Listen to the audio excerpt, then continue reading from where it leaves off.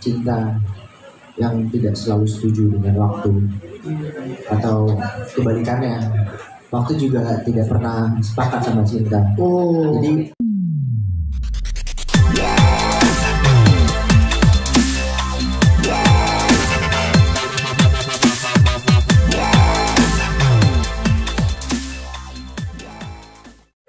oke, siap, terima kasih Ohim. Selanjutnya kita sambut ini dia. Sampai Nanti, Hana. Sebuah film drama romantis yang digarap Agung Sentausa, mengisahkan cinta dan kesempatan kedua. Film yang diproduksi Dewi Umaya dari Peak Love Films ini dijadwalkan tayang seluruh bioskop Indonesia mulai 5 Desember 2024. Dalam teaser yang diluncurkan, menampilkan momen emosional antara dua karakter utama, Gani yang diperankan Huan Biowan, dan Hana yang diperankan Feby Rastanti. Kisah cinta yang penuh liku-liku antara Gani, Hana, dan Arya yang diperankan Ibrahim Rishad. Hana digambarkan sebagai perempuan yang menghadapi konflik emosional dalam hubungannya dengan Arya dan pencariannya akan kebahagiaan dan kebebasan. Feby mengaku menghadapi tantangan untuk memerankan tokoh Hana. Hana adalah karakter yang rumit dan kompleks. Dia berada dalam hubungan yang penuh dengan tekanan emosional.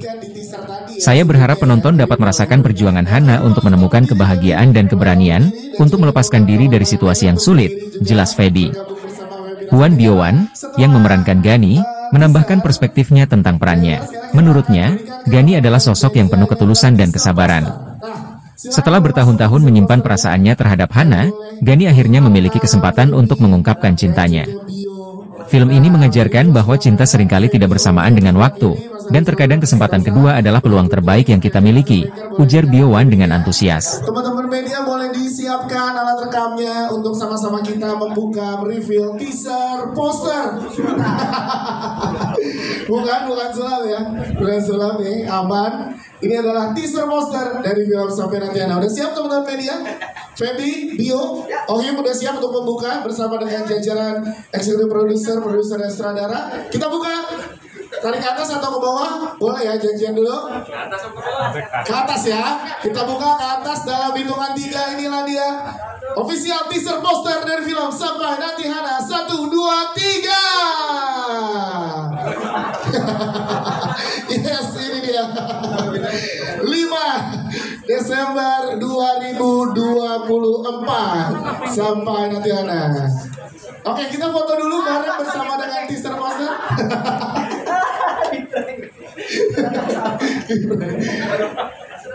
Masih teaser, ini kan masih teaser poster. Boleh lihat sebelah kiri dulu, lihat sebelah kiri. Boleh lihat sebelah kiri. Ibu boleh lihat sebelah kiri, teman-teman media di sebelah kiri boleh diberikan pandangan di sebelah kiri. Silakan teman-teman sebelah kiri. Sebelah kiri cukup, tengah sekarang. Tengah ada official fotografer kita juga di tengah. Di tengah silakan.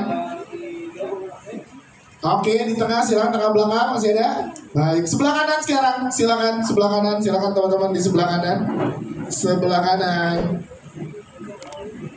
Sebelah kanan. Oke, cukup. Siap, terima kasih. Siang kepada rekan-rekan semua.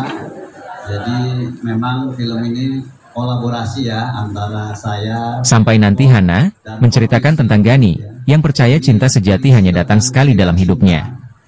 Selama bertahun-tahun, dia memendam perasaannya terhadap Hana, tetapi tak pernah berani mengungkapkan. Takdir memisahkan mereka, hingga Hana menikah dengan Arya. Pernikahan Hana yang terlihat bahagia dari luar ternyata penuh dengan manipulasi dan kekerasan. Film ini mengangkat tema hubungan yang tidak sehat dan bagaimana karakter-karakternya berjuang untuk meraih kebahagiaan yang sejati. Agung Sentausa selaku sutradara mengungkapkan cerita ini adalah tentang kesempatan yang tak terduga dalam cinta. Film ini menggambarkan hidup kadang memberi kita kesempatan yang tidak disangka-sangka. Setiap karakter membawa emosi yang kompleks, dan ini membuat kita bertanya-tanya apakah cinta yang terlambat masih memiliki ruang dalam hidup kita, kata Agung. Produser Dewi Umaya menambahkan film ini menawarkan sudut pandang yang berbeda mengenai cinta dan hubungan.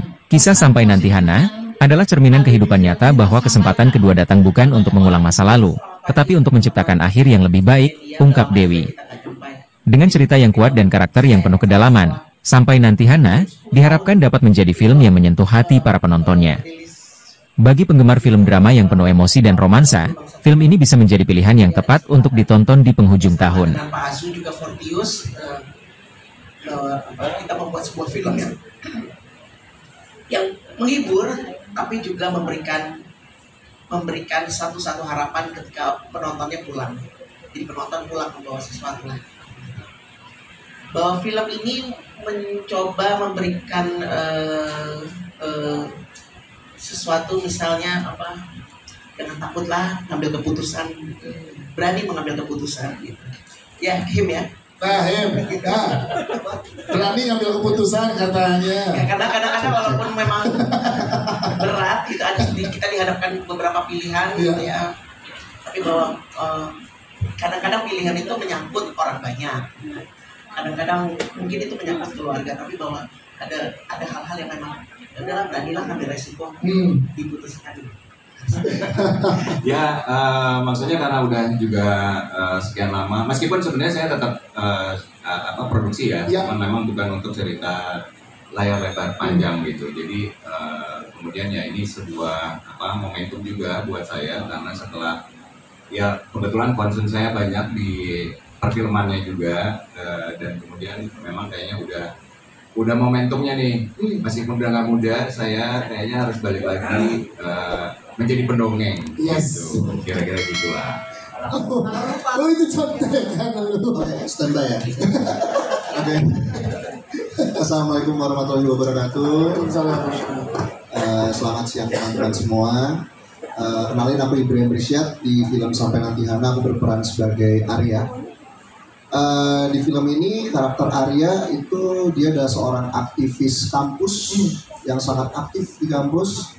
Terus dia orang yang sangat cerdas, dia pintar juga.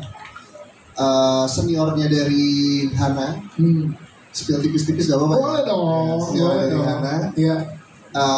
Tapi sayangnya di lain sisi dia adalah seorang cowok yang lumayan toksik ya. Oh, red flag, red flag. Ya red flag bahasanya. Red flag nih. Lumayan toksik, lumayan red flag. Akhirnya aku dapetin peran yang kayak gini ya. Yes, Dan itu dia tuh. bayang-bayangmu Bener.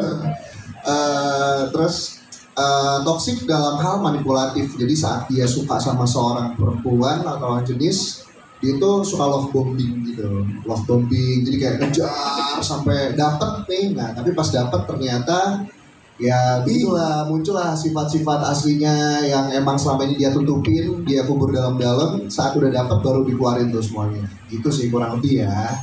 Kebetulan kan aku masih bisa merasakan 90-an tuh seperti apalah. Kan aku lahir juga di tahun 90-an ya, 93. Jadi saat bertumbuh besar aku masih bisa merasakan gimana sih nuansa-nuansa tahun 90, 2000 awal tuh seperti apa gitu saat beranjak dewasa. Terus kebetulan juga aku di kampus cukup aktif. Ya, sempat jadi aktivis mahasiswa juga. Jadi masih ada apa ya, kayak relate-nya gitu sama kehidupan aku gitu. Terus love bombingnya enggak kebetulan. Toxic red flagnya kayaknya enggak ya, karena aku kalau misalkan sama perempuan pasti akan pelan-pelan. Beda di situnya, pelan-pelan. Terus ya dilihatin sisi-sisi jeleknya juga gitu. Beda sama Arya, karena di sini tokoh Arya itu kenapa dia bisa jadi seperti itu, karena itu ada tekanan dari keluarganya, terus tekanan dari lingkungannya yang membuat dia menjadi seorang laki-laki yang apa ya, harus bisa menutupi kekurangan dia, tapi dia tuh sebenarnya cowok perfect. Saya Dio, berperan sebagai Gani. Kalau yang belum tahu atau yang baru datang, pemirsa di luar sana, kita lagi ngomongin film Sampai Nanti Hana. Menurut saya, Bio, film ini sebenarnya bercerita tentang cinta yang tidak selalu setuju dengan waktu, atau kebalikannya, waktu juga tidak pernah sepakat sama cinta. Jadi kita nih sebenarnya semua ngerasain itu, tentang ngomongin relasi atau relevansi. Kita semua pasti pernah belajar bagaimana cinta itu kadang-kadang tidak bersahabat dengan waktu gitu. Jadi Gani sendiri sangat merasakan bagaimana cinta yang bertengkar dengan waktu, dan dia memperjuangkan cinta daripada waktunya sendiri gitu.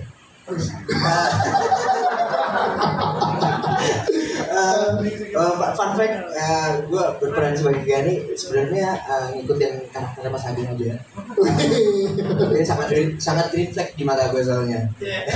Soalnya kan standar orang green flag beda-beda ya. Betul. Karakternya ya. Jadi menurut gue green flagnya Mas Agung aja udah green flag gitu. Kalau gue udah red flag banget gue. Tapi fun fact-nya lagi adalah kalau ngomongin tentang banyak take di lokasi syuting, hari pertama itu kita shot pertama berapa take ya? 27 take 27 take hari pertama, shot pertama. Jadi gak ngaruh ada piala apa enggak, lu akan tetap 27 take tetap 27 take di shot pertama. Jadi ya kalau ngomongin susah pasti susah, semua karakter pasti punya perspektif baru, punya hidup sendiri yang kita harus jalanin gitu loh. Kayak tadi ngomongin masa dimana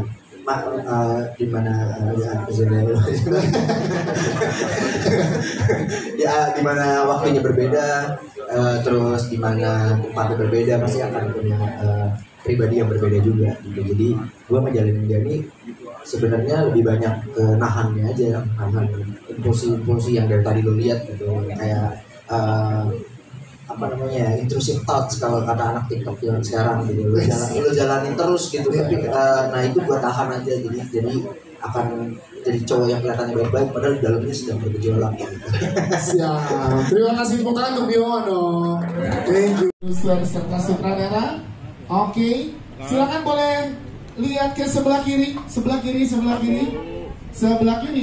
sebelah kiri. Nanti akan dibantu oleh teman-teman dari Gotok ya untuk berstopnya tetap di ruangan ini ya. Sebelah kiri, silakan sebelah kiri. Oke, tengah, silakan tengah. Yes, ada official. Bentar, gantian. Oke, silakan yang belakang sekarang, belakang.